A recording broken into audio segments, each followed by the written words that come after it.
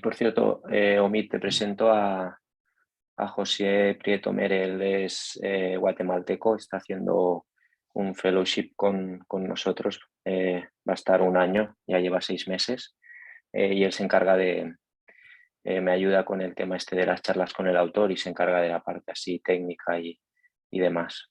Perfecto, Mucho encantado. gusto, doctor. Igualmente. Bienvenido. Gracias, igualmente. Bueno, pues nada, bienvenidos a todos. Un nuevo domingo, ya llevamos unos cuantos domingos seguidos, otra charla con el autor. Hoy tenemos, pues nada, el placer de tener otro amigo aquí invitado, que es Omid Fajández. Él es cirujano de mano y trabaja en Madrid. Ahora nos explicará un poquito más sobre el mismo. Y nada, recordaros que la revista iberoamericana, la RIGMA, es una revista de Open Access. Todos los artículos están disponibles en abierto. Se puede acceder libremente a todos ellos. De hecho, Mito hoy va a presentarnos un resumen de 2 artículos que había publicado en anteriores ediciones de la RIGMA. Es la revista oficial de la Sociedad Española de Cirugía de la Mano y es la revista de los cirujanos de mano iberoamericanos. Entonces, las sociedades afiliadas son la argentina, la brasileña, chilena, colombiana, ecuatoriana, mexicana, peruana, portuguesa, uruguaya y venezolana. La intención de estas charlas es estimular a los autores iberoamericanos y a los autores en general a publicar en la RIGMA, ya que el objetivo es la indexación de esta revista en PubMed. También animaros a todos vosotros, a los que no lo hagáis, a seguirnos en las redes sociales. Ya somos 2.200 en Instagram y bueno, estamos muy activos con todo el tema de las charlas y con los artículos que se van publicando. Las charlas con el autor pues son charlas que generalmente las hacemos de forma semanal, en fin de semana, sábado o domingo, aunque las últimas semanas se está estableciendo el domingo. Hemos visto que es un horario que generalmente se adapta mejor a todo el mundo. Y lo que hacemos es difundir publicaciones y contenido de autores iberoamericanos. Se hace en Zoom, bajo registro, se hace en directo, con una discusión abierta a todo el mundo y para todos aquellos que no puedan acceder, pues el contenido queda registrado y luego se hace difusión vía YouTube. Esta semana tenemos a Omid Fajández, que nos va a hablar sobre el papel de la ecografía en la cirugía de mano, y la semana que viene tendremos a René Jorquera, que él es un cirujano de mano chileno que nos hablará sobre una nueva técnica de reconstrucción del ligamento escafolunar. Entonces, pues nada, Omid, muchas gracias por prestarte a robarle un tiempo a tu familia en fin de semana. Y nada, estamos aquí todos impacientes por escuchar tu charla. O sea que si quieres presentarte un poquito tu background y nada, sobre qué nos vas a hablar. Vale. Nada, muchísimas gracias, Sergio. Nada, ya sabes que tenemos una gran amistad desde hace mucho tiempo y que tenemos unas vidas bastante paralelas a nivel formativo. Y nada, también agradecer tanto a José Antonio Prieto como a Gustavo Sosa, pues eso, que estéis aquí en domingo. Y bueno, yo soy cirujano de mano, soy traumatólogo, cirujano de mano. Mi formación empezó en Zaragoza durante la carrera con Pedro Marquina y luego pues he tenido la gran suerte pues, de formarme en distintos centros. Y me voy a centrar un poquito en el tema de la ecografía hoy. La ecografía, en el año 2015 tuve la suerte de estar que es mi clínica donde yo trabajo, en la clínica Banfi con el doctor Villanueva y el doctor Iborra y el doctor Rodríguez, que son las 3 personas que me metieron, digamos, como el veneno para poder llegar un poquito a donde estamos hoy, que es una situación donde para mí la ecografía es algo básico e importante en mi consulta clínica, tanto para mis exploraciones como para para los diagnósticos y sobre todo también para infiltrar y para hacer cirugía, ¿no? Y esto no hubiera sido posible sin ellos, ¿no? Entonces, ahondando con esto, pues escribimos 2 capítulos o 2 partes, ¿no? Voy a compartir pantalla, 2 partes de artículos, una parte 1 y una parte 2, que eran bastante extensos. A ver si se comparte. Un momento. Aquí. 2 partes. La primera parte, que era como una parte más básica. ¿Se ve bien? ¿Se ve? Se ve perfecto. Vale. Una parte más básica en cuanto a el papel y la utilidad de la ecografía en el diagnóstico en cirugía de la mano y muñeca. Y una parte segunda, pues donde pues hablábamos ya un poquito más de el papel de la ecografía de una forma más invasiva, tanto en infiltraciones como en cirugía ecoguiada. Entonces, voy a intentar en esta presentación que os voy a mostrar hacer como un resumen de los 2 artículos, pero más que seguir el filón del resumen de los artículos, voy a intentar explicaros y que veáis el por qué para mí es importante, cuál es el rol de la ecografía hoy por hoy en la cirugía de la mano para mí, qué utilidades veo y qué uso le doy, ¿vale? Y luego estoy abierto a cualquier tipo de pregunta que podáis hacer, ¿vale? Entonces, lo primero es que cuando uno habla de ecografía, realmente lo he puesto en inglés, la tengo en castellano, pero la he puesto en inglés por si se conectaba alguien también, como hay gente brasileña, a veces tienen un poquito más de dificultad, pero ¿cuándo utilizo realmente y por qué utilizo la ecografía en cirugía de la mano? Pues yo utilizo la ecografía realmente en mi consulta, es una herramienta que tenemos que tener. Tengo unos ecógrafos grandes que son verdaderas consolas grandes, y luego tengo este ecógrafo que es un ecógrafo portátil, que es el que habitualmente utilizo normalmente, ¿no? ¿Y por qué es importante? Pues porque no todo es lo que parece, y os voy a poner luego varios ejemplos, ¿no? Además, me permite planificar y ayudarme a planificaciones quirúrgicas de cirugías de, por ejemplo, roturas tendinosas, cirugías donde hay variabilidad anatómica, como puede ser un mediano bífido o un de Kerben, y sobre todo también me permite pues, realizar tratamientos quirúrgicos menos invasivos de forma ecoguiada. Vale. ¿Es difícil? Bueno, pues yo creo que cuando oímos una charla y todo parece muy difícil, pero esto es una opinión, yo creo que es porque, en cierto modo, las personas que nos la transmiten no tienen mucho interés en que la aprendamos. Esto sé que a lo mejor no es políticamente correcto, pero es mi forma de pensar. Yo creo que la ecografía para un cirujano de mano es sencilla. ¿Por qué? Pues porque tenemos lo más importante, que es la anatomía.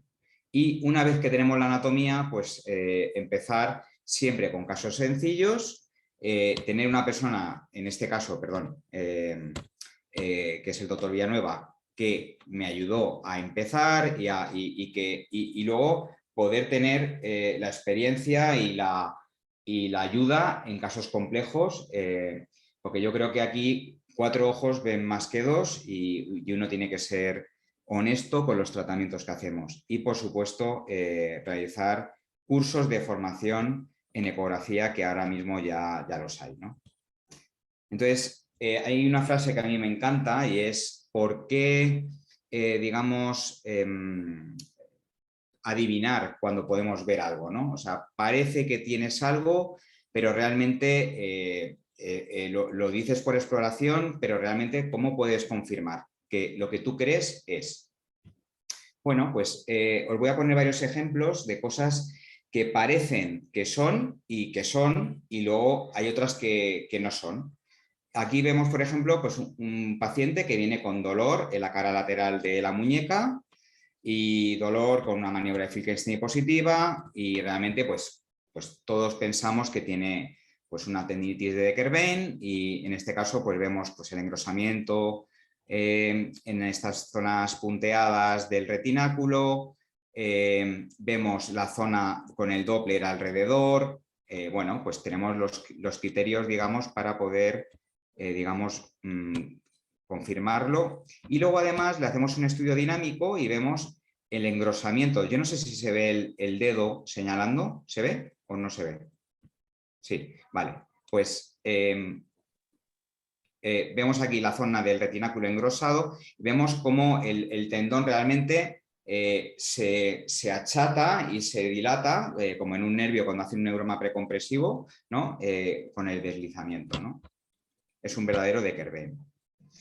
Luego nos permite ver, por ejemplo, los Decker-Vennes, algo que por exploración no podemos, o podemos sospechar, pero no podemos afirmar, y es, por ejemplo, la presencia de un tabique con un septo intermuscular. Y aquí hay un signo que es como una excrescencia ósea, que es el signo de Rousset, ¿no? Y que nos marca la presencia del tabique, y luego una imagen de Doppler, esto es del Radiology, y donde vemos perfectamente cómo se define un tabique entre el extensor corto y el aductor largo.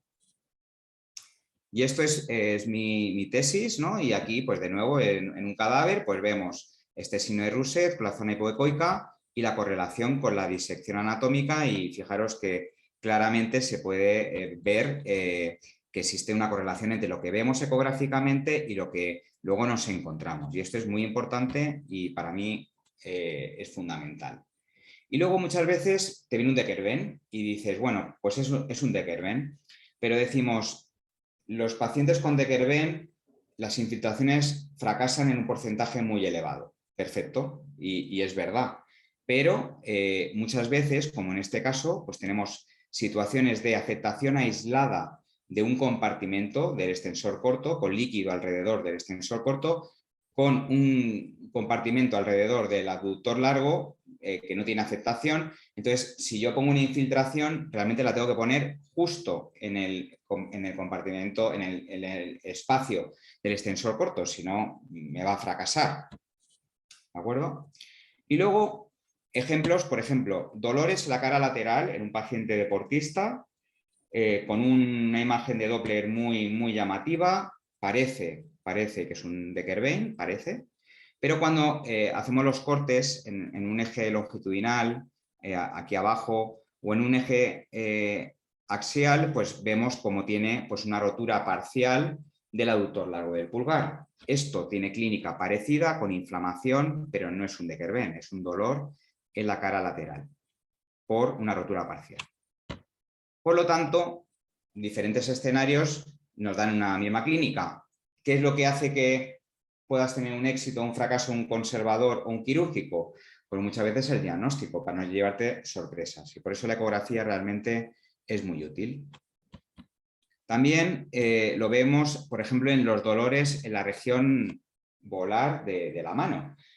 Parece que todo, como los adormecimientos de los 3 primeros dedos, parece que todos son túneles carpianos. Pues no todos los dolores que hay en la cara anterior de la muñeca, de la cara anterior de la palma de la mano, son dedos en resorte. Entonces podemos tener pues, verdaderos dedos en resorte, que sería esto, pues un paciente que tiene un engrosamiento de la polea 1, y fijaros ahí el cambio y el salto del flexor dentro de la zona de la polea, incluso con alteraciones en la ecogenicidad del tendón.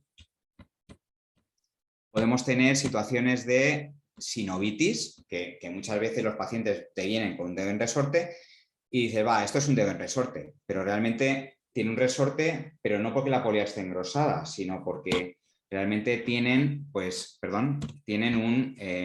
una sinovitis en la zona del flexor, que hace que el tendón no deslice de forma adecuada. Claro, en uno el tratamiento es pues a lo mejor la colectomía de entrada o las infiltraciones, pero en el caso de una sinovitis, pues te tienes que plantear, pues ver por qué tiene una sinovitis, cuáles son las causas, incluso infiltrarle la vaina con corticoide. Podemos tener en un paciente deportista pues una rotura parcial de una polea sin tener una rotura completa, y veremos pues, que la distancia que hay entre la falange y el tendón está un poquito aumentada cuando hacemos una flexión contra resistencia comparado con un dedo sano, ¿no? Entonces para todo eso nos ayuda, ¿no? Y muy útil, y os voy a mostrar varios casos en pacientes deportistas de alta demanda, como puede ser un escalador.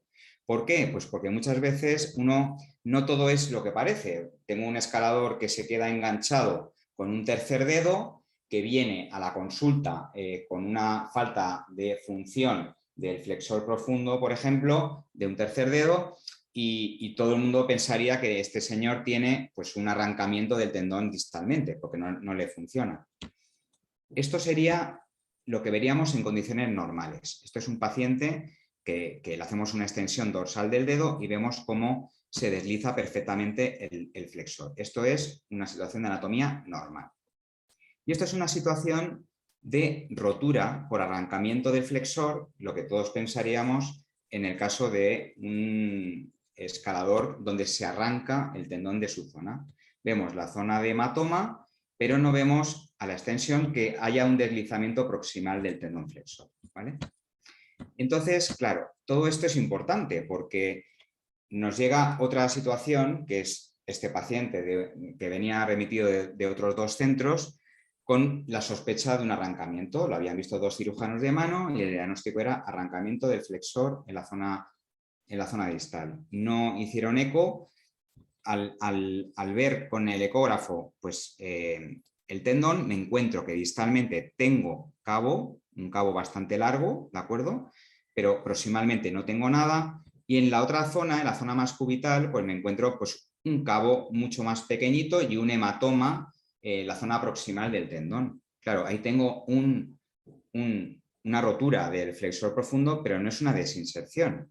Entonces, si yo me meto a quirófano, por ejemplo, con este caso, y no tengo en cuenta esto, pues realmente pido unos arpones, pero al paciente no le hablo nada de una sutura, un pronóstico o incluso una cirugía de un injerto en un tiempo, que en este caso no hizo falta y le hicimos una sutura directa, ¿vale? Pero que veáis que existe realmente una correlación entre lo que uno ve en la consulta y puede interpretar, que es difícil muchas veces y hay que perder tiempo, y luego lo que uno se encuentra. Y lo mismo en dedos en martillo. Parece que todos los dedos en martillo son iguales. Efectivamente, pues nos viene un paciente a la consulta que no tiene una lesión del tendón extensor y cuando le pedimos que flexione el dedo, pues vemos como proximalmente el tendón extensor, que es muy finito, hay que hacerlo con una sonda de alta frecuencia, desliza. Y si tengo una rotura de un extensor, al hacer lo mismo, estos son imágenes de cadáver, pues veis que no desliza. Esto sería un dedo de martillo convencional. Ahora os muestro un caso que me cedió el doctor Fernando Dávila, que lo vio Javier de la Fuente, de un dedo en martillo con una flexión de 60 grados, pero fijaros que podíamos tratarlo conservadoramente, pero fijaros esto. Es lo mismo que hemos visto con el flexor profundo. Vemos el tendón extensor que está anclado, pero que está roto en la zona media y dorsal de la falange media. No es un arrancamiento distal, es un arrancamiento justo en la zona intermedia del tendón. Esto no lo podemos tratar de forma conservadora y así lo trató él de forma quirúrgica. Por eso es muy importante, sobre todo en situaciones de duda, pues para poder decidir y tomar decisiones adecuadas, ¿no? Y no llevarte sorpresas. También, como podéis imaginaros, para el caso de, por ejemplo, fracturas de radio distal con roturas degenerativas de un extensor largo, para el diagnóstico de una rotura de un extensor largo del pulgar degenerativa y la posible causa, por ejemplo, la presencia de espiras del tornillo en el tercer compartimento. Para todo eso es muy útil, súper útil. Otra situación en la que lo utilizo con mucha frecuencia es para el dolor, para pacientes con dolor neuropático y que te vienen a la consulta. Pacientes, por ejemplo, con inestabilidad del nervio cubital, que dices, parece que salta el nervio, que tiene un jumping nerve o un snapping tríceps o que tiene una compresión del nervio cubital. Nos permite identificarlo con el ecógrafo e incluso hacer test de supresión ecoguiados con lidocaína. Entonces, muchas veces te vienen pacientes, este es un paciente con un peroneo superficial y que tenía un peroneo común. es un peroneo común, es un peroneo superficial. Claro, tú ves al paciente en la consulta y después, cuando sospechas algo, tienes que remitirlo a otro especialista para que le haga un test de supresión ecoguiado y decirle al radiólogo que se quede 5 minutos y le exploras otra vez. Eso no funciona. O sea, lo ideal es que lo hagas tú en la propia consulta. Entonces, en este caso, por ejemplo, tenía la duda del peroneo superficial, le infiltro. Este es un ecógrafo que tenemos en la consulta del hospital público, es un iPad. Y después, a los 5 minutos, pues le digo a la paciente que camine, que venga y que camine y que me diga si la clínica le ha cambiado o no le ha cambiado, qué sensaciones tiene, si le ha desaparecido el dolor. Y eso te ayuda a dos cosas. Uno, al diagnóstico. Dos, si utiliza el lío incluso a nivel terapéutico por la vasodilatación. Y tres, a que la paciente que lleva con dolor mucho tiempo, pues muchas veces ya es tuya, ya la tienes para ti y confía en que tú has dado en la tecla y que la vas a operar de algo que ella tiene. Y esto es muy, muy llamativo, sobre todo con pacientes que llevan múltiples cirugías. Por ejemplo, una cirugía de un sural, operado 4 veces, y donde viene la paciente desesperada a la consulta y tiene un tínel en esta zona. Y el tínel, perdonad que os corra esto, coincide justo con una zona de hipoecoica clara en este plano, que es la zona del neuroma. Le han operado 4 veces del neuroma, pero sigue teniendo un neuroma. O sea, la paciente no tiene un problema mental, la paciente tiene un problema real.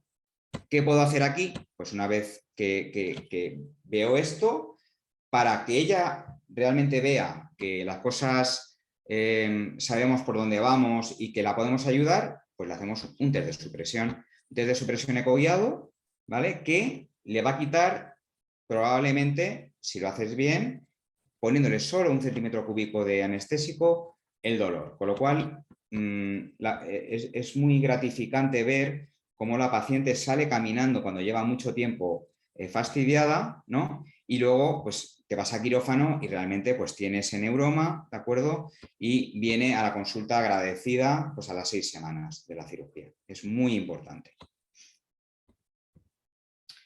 También es muy importante en situaciones de duda. Este chico tenía, fijaros, las quemaduras en esta zona. Todo empezó porque tuvo un dolor en la rodilla y le hicieron una radiofrecuencia.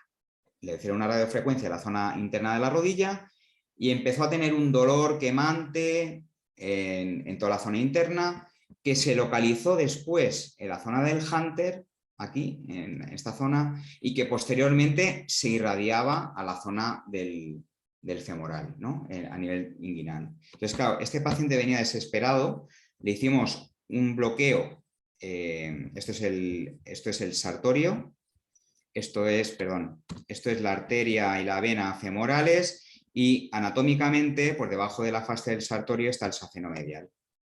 Pues le hicimos un test de supresión del safeno medial en el hunter, justo a la salida. Después del test de supresión, le decimos al paciente a los 5 minutos que se explore. El dolor inguinal ha desaparecido. Y este es el paciente, aunque parezca de risa, pero es real, la vida que tenía, no podía salir a la calle. Y este es el paciente, después de infiltrarle a los 5 minutos, 10 minutos, justo el día de antes de la cirugía, caminando, que llevaba tiempo con medicación y sin poder caminar como consecuencia del dolor. Se alucinan con los test. Y además, con la ecografía lo que haces es, primero, diagnosticas, planificas y luego además te ayuda a centrar la incisión, porque todos decimos, claro, es que buscar un safeno medial en el hunter es que hay mucha variabilidad anatómica. ¿A qué altura abro yo? Entonces, claro, para eso está la eco, para centrarte en la incisión y luego poder centrar, digamos, nuestra incisión donde queremos estar para luego hacer una denervación. Para tumores, esto es un esvanoma, no me quiero enredar aquí, lo localizamos con el eco, lo marcamos y hacemos un esvanoma en un cubital, ¿vale? Para lesiones nerviosas, en la urgencia, pues también lo uso. Esto es en la guardia del hospital, lesión por una broca en la zona interdigital y pues hay la duda, ¿no? Está tiene una neuroapraxia del nervio, porque por temperatura o realmente tiene un daño, ¿no? Pues para ese tipo de situaciones, pues la ecografía en la urgencia, pues teniendo una serie de referencias que sabemos que la arteria es un poquito más dorsal, ¿no? Es más dorsal y el nervio más palmar, pues identificamos la arteria primero y luego ya, digamos, volarmente, justo en la zona de la entrada de la broca, pues vemos que hay una pequeña alteración en la ecoestructura, ¿no? ¿Es completa? ¿Es parcial? Pues bueno, yo aquí tengo un pequeño truco, que es que simplemente le hago una pequeña extensión pasiva del dedo y entonces veo si, como en los flexores, hay un deslizamiento. Si hay deslizamiento, normalmente es una parcial o no hay lesión, y si no lo hay, es que es una completa. También, como os decía, para planificación quirúrgica, un bíceps. ¿Quién no ha tenido un bíceps o un tríceps que lleva 6 semanas retraído y dices, ¿qué abordaje, qué incisión le hago? Pues para todo eso. Entonces aquí vemos, por ejemplo, un arrancamiento en un chico joven que le hicimos con Walland de un tríceps y vemos como el tríceps tiene las fibras, digamos, más que tenían anclaje en la zona tricipital con una pastilla ósea, ¿de acuerdo? Incluso podemos ver la zona donde tengo el cabo. ¿Para qué me sirve esto? ¿Necesito injerto? ¿No necesito injerto? ¿Qué incisión? O sea, para todo eso.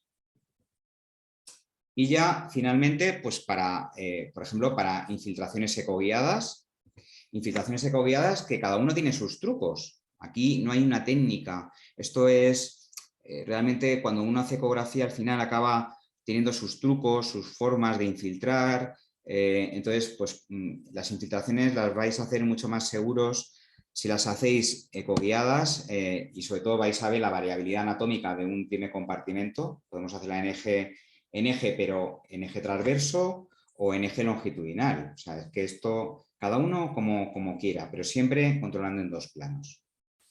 ¿Vale? Esto es un caso, por ejemplo, de una infiltración de un primer compartimento en la consulta, en el mismo momento, no se pierde apenas tiempo. Al principio pierdes tiempo porque tienes que estar entrenado, pero después realmente es preparar las cosas y no necesitas más que la esterilidad, un poquito de betadine y la anestesia.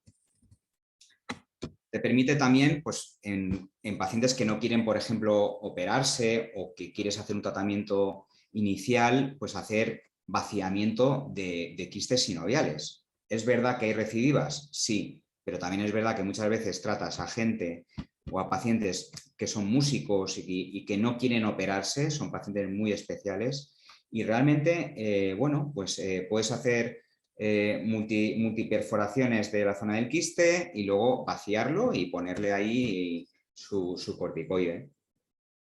Infiltraciones de dedos en resorte, pues es una cosa muy frecuente. Puedes hacerla de forma anterógrada, de forma retrógrada, eso según arte. Podemos hacer cirugías de dedos en resorte ecoguiadas. Yo no utilizo el Chemitz, yo lo hago como lo aprendí, con la ayuda de una aguja doblada y con un poquito de anestésico local, de forma retrógrada y bueno, pues haciendo un movimiento de adelante a atrás lo hacemos 2 personas, lo puedes hacer uno, pero a mí me resulta más fácil, uno controla la sonda, el otro trabaja con la aguja, pues abrimos la polea hasta que o le metes un poquito de anestésico y ves como ya se distiende la vaina sin que haya la polea arriba o incluso ves que el paciente ya no tiene bloqueo. Y esto es la invasión, esto es la incisión, lo hacemos en la consulta y los pacientes, la verdad es que esto es a los 5 días, veis el hematoma, o sea que realmente es un procedimiento que al final sigue siendo invasivo, pero que te permite tratar, ¿vale? Aquí todavía tenía cierta dificultad. Esto es la paciente a las 2 semanas y le pedí un vídeo a los 4 años, es una paciente que es amiga y que tiene sonido, pero bueno, para que me enseñara cómo estaba después de esa polectomía percutánea con aguja, ¿de acuerdo? Ecoguiada. También últimamente lo he hecho en varios casos de quistes de polea con dedos en resorte, entonces ahí pues hago la misma técnica, doblo la agujita para entrar más en plano y lo que hago es como un movimiento, aquí veis el quiste en la zona de la polea y hago un movimiento que le llamamos en la clínica de limpiaparabrisas, como de decapitación del quiste. Es decir, si tú estás sobre una zona de seguridad con una aguja, tú al principio todos miramos los libros a ver cómo se hace, luego tú puedes crear y puedes hacer cosas, ¿no? Y realmente pues van bien, porque realmente cuando hacemos cirugía abierta, ¿qué hacemos? Pues quitarlo, como si fuera una seta, la decapitamos, pues con la aguja lo mismo. Y luego haces la infiltración o la polectomía percutánea, ¿vale? Túnel carpiano, pues igual, ya solo queda el túnel y el Dupuytren, pues nos permite ver qué anatomía tiene un paciente, confirmar una compresión nerviosa en un paciente con un túnel carpiano, ver si tiene sinovitis asociada para plantear una infiltración, ¿de acuerdo? Ver la anatomía y luego en el caso de infiltrar, yo por ejemplo nunca infiltro entre palmar mayor y palmar menor, siempre me voy cubital, entonces ¿dónde está mi arteria cubital? ¿Dónde está mi nervio mediano? Y en la zona intermedia es donde le pongo la infiltración cerca del gancho del ganchoso para huir del nervio y evitar la neuritis. Y en el caso de fracasar y tener que ir a una cirugía o en pacientes con compresión importante, con las mismas indicaciones que la cirugía abierta, en quirófano pues nos planteamos la liberación ecoguiada. La liberación ecoguiada también la aprendí a hacer sin el Chemix y sin el bisturí este que hay ahora, y lo hacemos normalmente con un bisturí retrógrado de Smith & Nephew, que ahora lo veréis. Y es una cirugía que hay que hacerla con mucho control, por supuesto, teniendo en cuenta la anatomía, ¿no? Esto es el nervio mediano, ¿no? y la relación con la arteria cubital. Primero mapeamos, lo hacemos con lido y adrenalina, como haríamos todas las cirugías con Walland, y con la ayuda de una Bocat introducimos la anestesia en el interior del túnel, ¿no?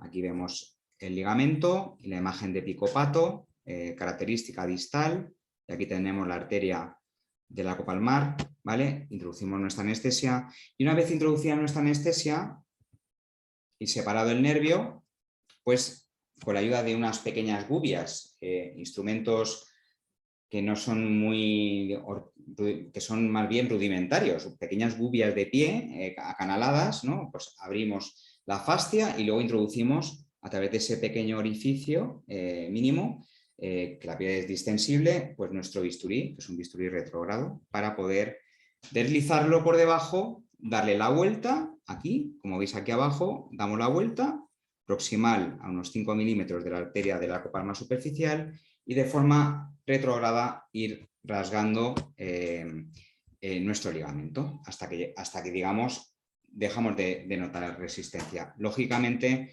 tenemos que tener cuidado con el arco palmar, tenemos que estar siempre por debajo del ligamento y no con la mano levantada para evitar el daño de los flexores, ¿vale? Pero es una cirugía que hacemos y que va muy bien y que te permite, pues eso, que el paciente se opere de una mano, incluso de las dos, como en este caso. Ahora veréis a la mujer, a la paciente que era una músico, ¿vale? Y comprobar de forma intraoperatoria, pues eso, que los tendones están bien y que todo está bien. Pues, la ventaja, pues es una técnica mínimamente invasiva. Esto es el tamaño de la incisión. Aquí veis esta paciente, le operamos las dos manos a la vez, de forma simultánea. Le quita estrés porque le metes una vez a quirófano, no dos veces, porque es menos invasivo. Y la verdad es que los pacientes están muy agradecidos porque muchas veces no entienden por qué tienes que meterla otra vez a quirófano cuando es un procedimiento tan poco agresivo, ¿no? Comparado con una cirugía abierta que no es agresiva, pero que normalmente los pacientes no quieren hacerse las dos, ¿vale? Y esta es la paciente pues a la tercera semana que me mandó este vídeo y pues haciendo cosas que a mí me parecerían inimaginables pues hace 8 años, 7 años. Finalmente, el Dupuytren. El Dupuytren es un problema que para mí es muy especial porque realmente es como nuestra niña, ¿no? Son patologías donde el paciente tiene una enfermedad para toda la vida y al igual que hacíamos procedimientos mínimamente invasivos para otras localizaciones, por ejemplo, el doctor Villanueva y Iborra hacen alargamiento de gemelos, hacen alargamiento de Aquiles, hacen túneles tarsianos, fasciotomías. Entonces, en el 2015 empezamos a pensar de forma paralela con la colagenasa si no podíamos tratar el Dupuytren como hacían los portugueses de forma percutánea con aguja, pero con mayor control. Y empezamos a hacer la fasciotomía, la poneurotomía guiada por ecografía con aguja. Nos lo aceptaron como técnica en la AOS y luego como artículo con los 70 primeros pacientes que habíamos tratado en el Journal of Hand Surgery el año pasado. Y bueno, pues es una técnica que tiene una ventaja y es que es poco agresiva, que la hacemos en la consulta y que con la ayuda de agujas de distintos calibres pues te permite hacer pues, la rotura de la cuerda. Al final tiene más recurrencia, se le explica, pero el paciente tiene una menor agresión quirúrgica. Y entonces, ¿cuál es el problema del Dupuytren cuando lo tratamos? Pues las cicatrices que tenemos. Cuando tienes que volverte a meter en un paciente de 43 años que a los 10 años tiene una recidiva, es más difícil, pero es que la tercera vez que te metes, mucho más difícil. Te metes a colgajos, artrolisis, y el paciente al final acaba frustrado. Es una forma, digamos, menos agresiva de hacerlo. Entonces, siempre hay que ir de menos a más. Esto es una metacarpofalángica, es un caso muy, muy sencillito. Es un paciente que es 43 años, es arquitecto, estudia arquitectura y toca el saxofón, nos viene mucho músico. Y pues el resultado inmediato, el resultado a las 32 horas, este es un caso sencillo, pero lo que ellos valoran más sobre todo es el resultado a corto plazo, con una movilidad muy buena que les permite pues incluso conducir a las 48, 72 horas después del procedimiento. Lo valoran más cuando han tenido una cirugía abierta en una mano y luego ven cómo van estas. Este es un paciente que es notario, tenía un Dupuytren en estadio pues, 2 de tubiana con rigidez articular. Hicimos misma técnica. Así es como lo hacemos 2 cirujanos, el doctor Villanueva y yo. Y de forma percutánea pues vemos la cuerda, atacamos la cuerda teniendo el control de los vasos con el Doppler. Y después, este es el objetivo, el crear una fasciotomía a distintos niveles de la cuerda. Y lo que les llama mucho la atención, sobre todo, es lo rápido que es el procedimiento y luego, sobre todo, que pasan de estar con una mano a tener esa movilidad en la consulta sin pasar por quirófano. A mí es una de las cirugías más gratificantes en el Dupuytren. Y últimamente estamos haciendo también las artrolisis ecoguiadas y aquí veis un caso de una cuerda con una rigidez articular en interfalángica proximal y pues aquí hay que mapear muy bien lo que es, digamos, la arteria, ¿no? Y el nervio y estar muy pendiente de los calambres o de las cosas extrañas que puedan notar, ¿de acuerdo? Y pues también van bastante bien. Hay que tener mucho cuidado con casos extremos. Este paciente con un estadio 3, por ejemplo, que lo hacemos también de forma ecoguiada, la artrolisis y la fasciotomía. Y fijaros, pues eso, es verdad, es una cirugía, lógicamente. Fijaros el hematoma, o sea, es normal. Aquí el riesgo y el límite es la piel. Por eso muchas veces lo hacemos en 2 tiempos. Al principio éramos muy reacios, pero al paciente, si tú se lo explicas, el paciente lo entiende, llegas hasta donde llegas, hasta que la piel se ponga blanca y luego al cabo de 3 meses, cuando la piel ya ha cicatrizado y está bien, puedes volver a hacerlo y no pasa absolutamente nada, ¿vale? Importancia de la terapia y las ortesis, ¿vale? Y otras cosas que hacemos, pues fasciotomías de antebrazo, las biopsias, por el tema legal, normalmente las mando a que las hagan en otro centro. El de Kerben, si no hay compartimento, lo puedes hacer. Yo personalmente el de Kerben sigue siendo una patología que prefiero ser clásico y hacer una incisión pequeñita no me compensa hacerlo ecoguiado. O sea, creo que hay que tener los pies en el suelo, no todo se puede hacer ecoguiado. Y luego epicondilitis, cuando te planteas pues, hacer una tenotomía del segundo radial, pues la puedes hacer con una Avocat de una forma sencilla. Entonces, pues bueno, pues después de todo esto, que pues el mensaje que yo os transmitiría, y espero que los artículos os puedan ayudar, es por qué adivinar cuando lo puedes ver.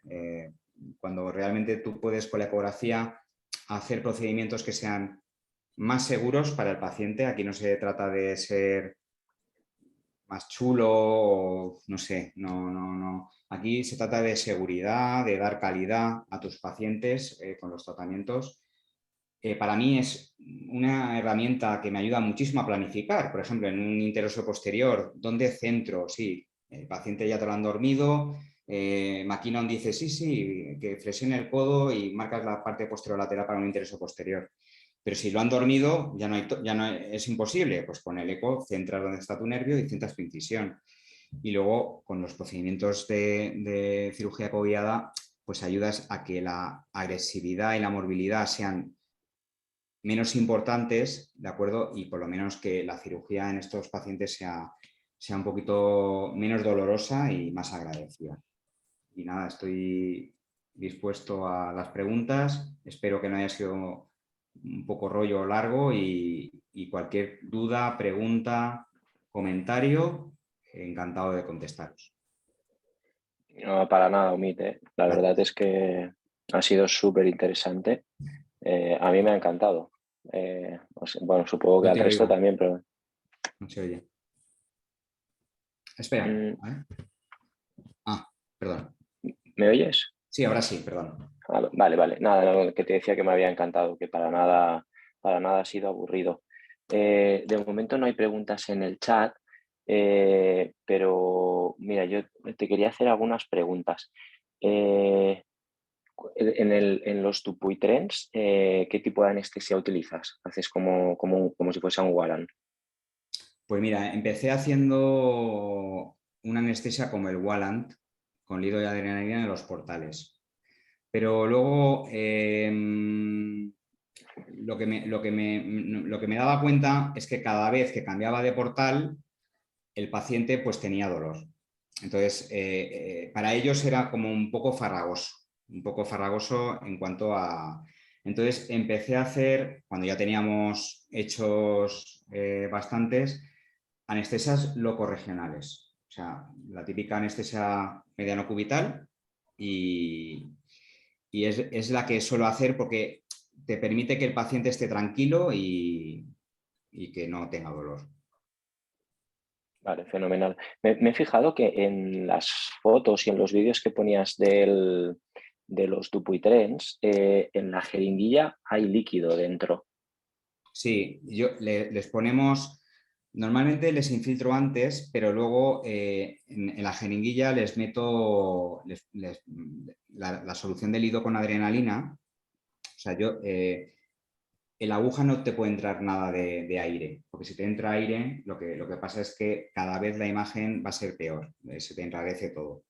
Entonces, normalmente tengo la agujita, que en la palma puede ser una Avocat, en interfalangia puede ser una agujita rosa, y la purgo y tengo lido con adrenalina. Entonces, que tengo un vasito que está cerca y que no me gusta mucho, pues meto y desplazo el vaso para que se me quite del campo.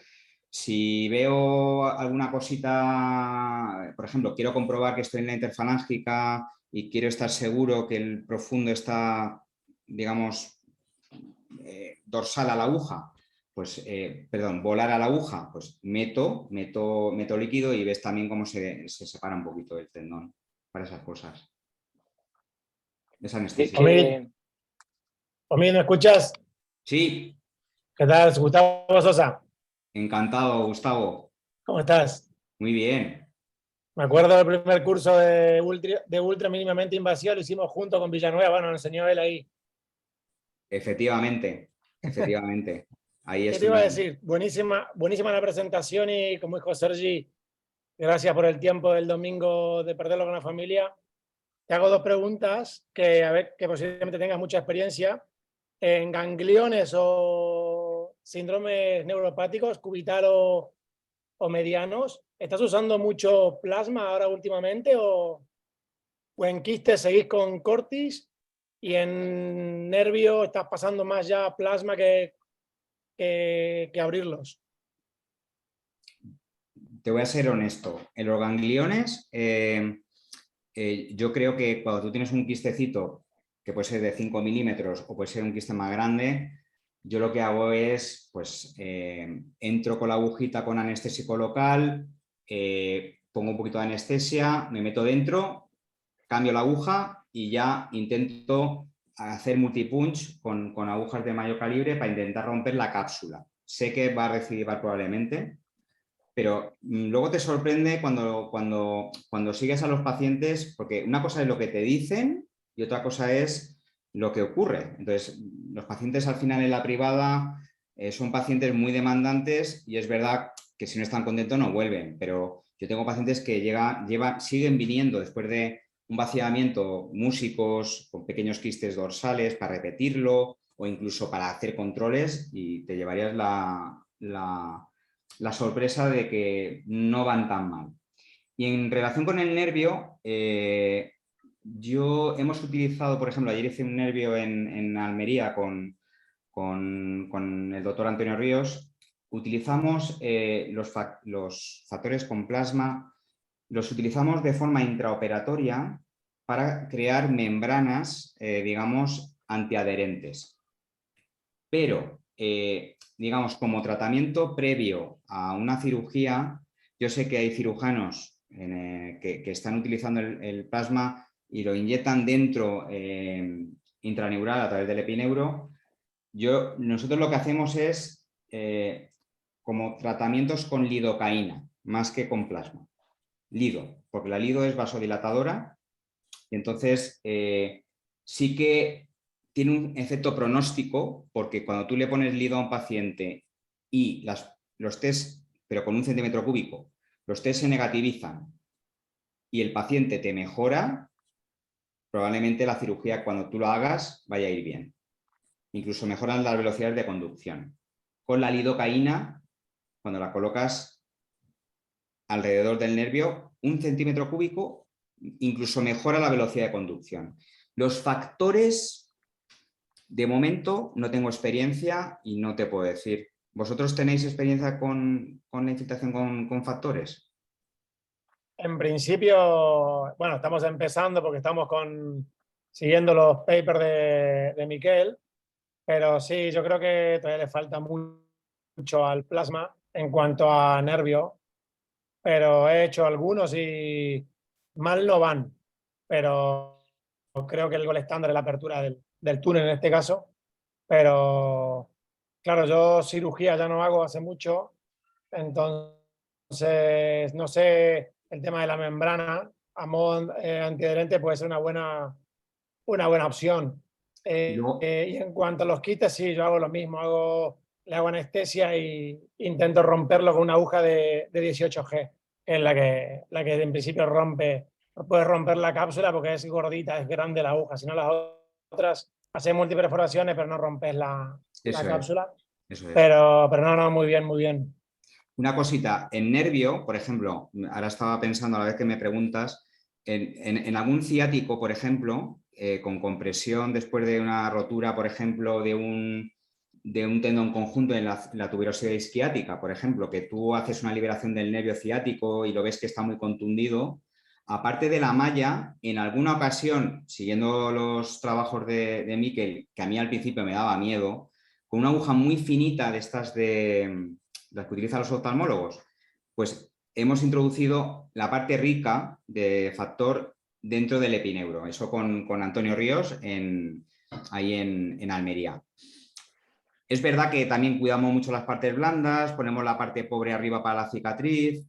No sé qué parte tendrá en cuanto a la regeneración, pero los pacientes tienen, pese a ser una cirugía gorda, por ejemplo, una reconstrucción de un tendón conjunto isquiotibial con liberación del nervio, pues los pacientes tienen poco dolor. A mí me llama la atención. ¿Será por eso?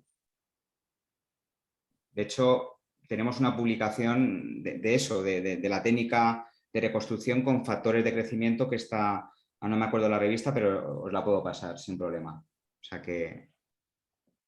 Yo empecé a trabajar hace unas semanas con Miquel Sánchez en Vitoria y justo la primera cirugía que tenía allí en la UCA era un Dupuytren de un paciente que era una tercera cirugía y estaba, bueno, era un Tubiana 3 recidivado, un caso complejo. Y me sorprendió porque yo no había visto al paciente, había hablado con él vía telemática, pero no física. Y me sorprendió porque justamente la persona que me ayudaba a hacer esa primera cirugía era Miquel Sánchez. Y sí, cuando hicimos toda la disección, toda la limpieza, el dedo se estiró y demás, y al acabar, pues en casi el 100% de los casos utiliza plasma rico en factores de crecimiento y sí, con una aguja subcutánea, con una aguja súper chiquitita, me decía, no, pínchale dentro del nervio y nada, claro, yo no lo había hecho nunca, pues empecé a infiltrarle y si ves como todo el epineuro empieza a correr y sí, lo ponen todo en casi todas las cirugías, luego la parte pobre en todo lo que es la zona de la herida, incluso utiliza plasma rico en el linitul que se pone encima de la herida, porque allí pues tiene mucha cantidad y lo puedes utilizar prácticamente para lo que quieras. Eso, o sea, es a raíz de un caso, ¿no? Con eso no te puedo explicar resultados y demás. El paciente, sorprendentemente, para el pedazo de cirugía que hicimos, poquísimo dolor, pero bueno, es un caso que tampoco tiene más. Te quería hacer una pregunta. Cuando decías lo del tema de los gangliones, que decías que te sorprendería, ¿a qué te refieres? ¿A que cuando tú les haces un ecógrafo, una ecografía, ves que han recidivado, pero tienen menos dolor, se quejan menos? No. Que hay una serie de cosas que, como de dogmas que están preestablecidos y es que muchas veces yo me encuentro con gente que te dice no vacíes los gangliones, que eso te reciba siempre, ¿no? Hay que operarlos, hay que... Entonces, yo estoy viendo un aumento de la tendencia, yo te hablo del ámbito donde yo me muevo, del ámbito quirúrgico en general de cualquier patología la que te puedas imaginar. O sea, la gente tiene un ganglión y lo meten para operar. Y a veces son gente, pues yo que sé, que son músicos o gente que realmente se preocupa por su mano. Y lo que yo quería decir es que realmente los vaciamientos del ganglión, es verdad que te pueden recidivar, pero creo que es una baza que tenemos y que si le explicas al paciente bien y como ha dicho Gustavo, tú lo haces en la misma consulta, vamos, le rompes un poquito la cápsula, le consigues vaciar, pues hay muchos gangliones ocultos que les duele a la extensión de la muñeca, que se les quita el dolor. O sea, al revés, que yo animaría, o sea, si saben hacer bien la técnica y controlan la ecografía, al vaciamiento ganglionar, sabiendo que puede volver a aparecer. Pero yo no dejaría de... Es como cuando te viene un dedo en resorte. Yo, por ejemplo, los resultados de las infiltraciones de los dedos en resorte, hemos hecho varios trabajos con Fernando Dávila, comparando, pues yo qué sé, la infiltración solo con corticoide y anestésico, y luego la infiltración con anestésico corticoide, incluso una apolectomía sin ecografía, para ver si los resultados eran mejor o peor con una técnica y con la otra, ¿no? Y las infiltraciones de los dedos en resorte es una cosa que cuando tú colocas una pequeña cantidad en la zona, no siempre te va a ir bien. Pero cuando va mal, muchas veces es porque tiene una rotura parcial del superficial o porque tiene una distorsión y alteración en la polea. Pero un dedo en resorte puedes tratarlo perfectamente con una infiltración que te puede volver, sí, pero yo no tengo tan malos resultados. No. Con las Yo lo infiltraciones. tengo cuantificado porque lo estuvimos mirando y estamos hablando de más del 50% de los casos se resuelven. O sea que no estamos hablando de un número insignificante Por y eso. al paciente. Al paciente le ofreces de entrada una infiltración y le dices que en la mitad de los casos puede ser que se curen y, hostia, la mayoría accede. Claro. Mira, tengo dos preguntitas, las dos últimas. Me gustaría saber si en aquellos de Kerbeins, que tú cuando les haces una eco, esto es una percepción que yo tengo, y ves que tienen un tabique, un septo, si tú consideras que en esos casos las infiltraciones disminuyen, o sea, tienen peor pronóstico en cuanto a las infiltraciones. A ver, yo cuando me viene un paciente y veo el compartimento septado, yo ya automáticamente, y luego tiene además el compartimento engrosado, yo le digo que tiene muchas papeletas de acabar en quirófano. Pero, y les explico, le digo, ahora bien, ¿cómo manejo esos casos? ¿Los meto para operar directamente o les infiltro y los veo a las 4 o 6 semanas y cómo me van? Bueno, pues desde que lo hacemos ecoguiado, yo tengo una sensación y es que como le meto un poquito, imagínate que tiene una afectación de los dos compartimentos septados, pues le pongo una pequeña cantidad a uno, salgo, le pongo una pequeña cantidad al otro. Pues te sorprendería, tengo una paciente que se dedica a espectáculos de flamenco, que es sevillana. Vino hace 2 años para el de Kerben derecho, septado. Ha estado 2 años sin dolor. El año pasado vino con el izquierdo. Le infiltré el izquierdo. Y ahora ha vuelto otra vez y me dijo, ¿me podría volver a infiltrar? No tengo el dolor que tenía. Es decir, van peor que los no septados, van peor. Y tienen un peor pronóstico que cuando no están septados. Eso está claro porque el tabique es un factor y es más frecuente de lo que te dicen los libros. Eso es la tesis que hice. Vamos, son súper frecuentes. Y entonces, peor pronóstico para el paciente, pero yo aún así los infiltro una vez. Si la infiltración le va bien, como la sevillana, y viene a los 2 años y veo que realmente pues, no se quiere operar, pues le pongo una pequeña cantidad otra vez dentro del compartimento, ¿vale? Pero si la primera, como siempre, no va bien, ya directamente le ofrecería cirugía. Y en mi caso, cuando es septado, yo prefiero hacer una incisión pequeñita, no me la juego a hacerlo ecoguiado. Hicimos un trabajo en cadáver y no dañamos ningún nervio. Pero el problema es que como el tabique del extensor corto es tan pequeño y el tendón es tan pequeño, yo no tengo ningún control, no sé si me explico, ¿cómo controlo yo para abrir ese compartimento sin dañar un tendón? Entonces, cuando yo me pongo nervioso y no tengo control quirúrgico, prefiero hacer una incisión de 1 centímetrillo, liberarlo abierto y ya está. Sé que hay gente que lo hace con el Kemich, pero yo no, todavía no. Yo espero. ¿Cuánto tiempo consideras que ha de pasar para decir que una infiltración ha sido satisfactoria? Es decir, si por ejemplo te vuelve un paciente que durante 3 meses ha ido bien, pero a los 3 meses empeora clínicamente, ¿tú consideras que la infiltración ha sido efectiva o no? Yo creo que si durante 3 meses le ha ido bien, algo le ha hecho. Otra cosa es que a los 3 meses me arriesgue a ponerle una segunda. Ahí yo creo que sí. Que 3 meses es un tiempo razonable y le podrías poner otra, no pasaría nada, pero yo le diría que no le puedo garantizar que con la segunda, ¿no?, le vaya a ir bien, cuando la primera le ha durado tan poco, ¿no? Preferiría operarla. Vale.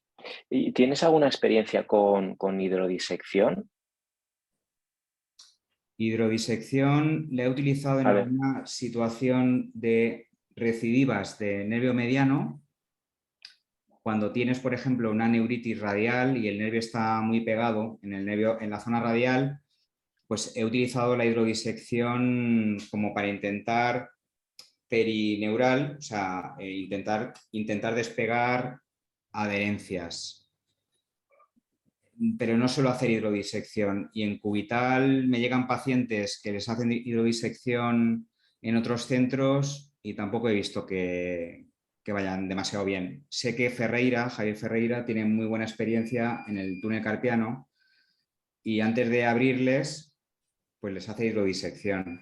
Pero yo en la hidrodisección del mediano, al final, a lo mejor la estoy haciendo, porque lo que hago normalmente con un túnel carpiano es, si tengo un túnel carpiano leve, pues les pongo un tratamiento. Si tengo un túnel carpiano moderado y la paciente no se quiere operar, pues lo que les hago es, les pongo lidocaína y un poquito de corticoide.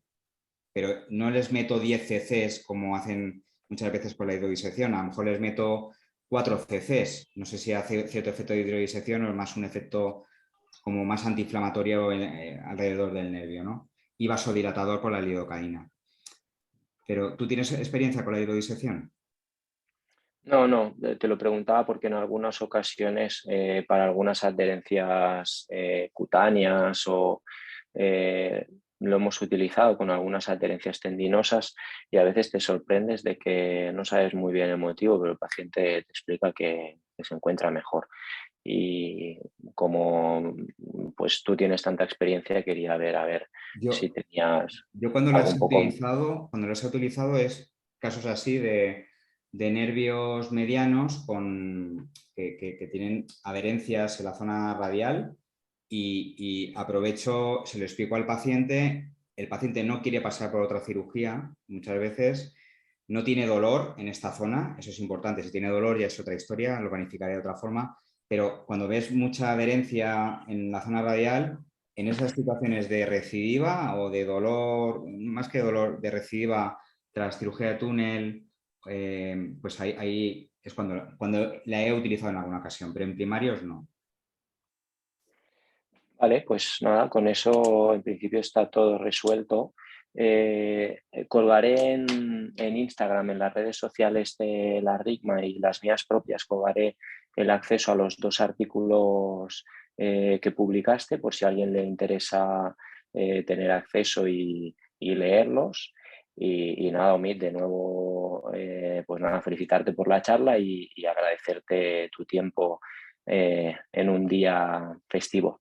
Nada, no, gracias a vosotros y por las iniciativas. Si al final esto es estimular a la gente a que publiquen en nuestra revista, que es muy importante y que a todos nos cuesta mucho trabajo hacerlo, pero que es la única forma de seguir estando al día y crecer. Muy bien, pues Gracias. nada, te mando un abrazo grande. Muchísimas gracias. Buen domingo a Cuídate todos. mucho. Igualmente, cuídate.